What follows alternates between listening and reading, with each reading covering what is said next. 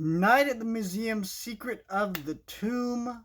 This is the third Night at the Museum movie, and if you haven't paid attention to my channel or you're new to my channel, I have been reviewing every single Night at Museum movie in lead up to the new Disney Plus animated film coming out on December the 9th.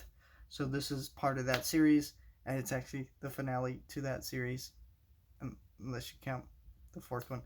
Anyways, let's talk about this movie.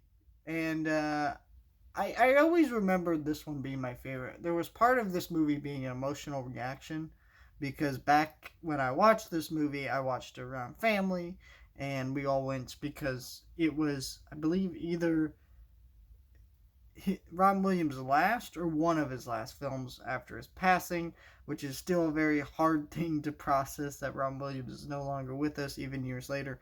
But so for that reason, this one also was my favorite because of that, and I just remember it being a lot better. Now I don't really think that. I think 2 is my favorite. I think 2 has a much better villain and has a lot more fun energy to it. I think this one's good too, but my problem with this one is you can tell that the CGI has gotten a little bit worse.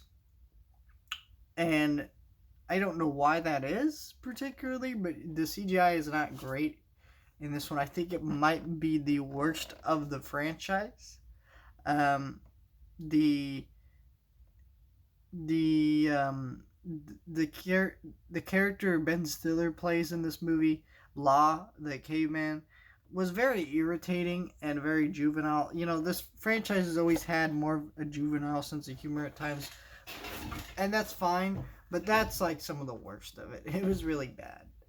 This character was irritating. His relationship with Rebel Wilson was irritating, but other than that, I really like the story of this one, which is this is a conclusion to the franchise, where they're going to this other museum so our mummy dude, played by Rami Malek, can meet up with his family and finally be put to rest, and that's a heartwarming story about family and all that.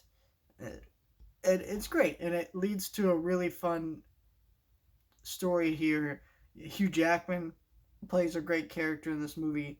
That's a lot of fun, and so that's a lot of fun in this movie. And since Sean Levy directs all 3 of these movies, they all have a similar vibe and energy to them, and so that leads to the movies being really consistent with each other, and it leads to just a really great end to the series. The worst part of this movie though is also the dance party ending. It was worse than the one in the first. Such a generic way to end movies. But other than that, this is just a fantastic trilogy of movies that, I mean, they just do what they need to do. And it's weird to say that these are my favorite, one of my favorite trilogy of movies, but like compared to other trilogies of movies, they're very consistent, they're very fun, and I'm really excited for the fourth one, even though it doesn't really look great and probably is going to be dog shit. But yeah, I mean, I just really enjoyed this series of movies, and it's fun revisiting them for the channel.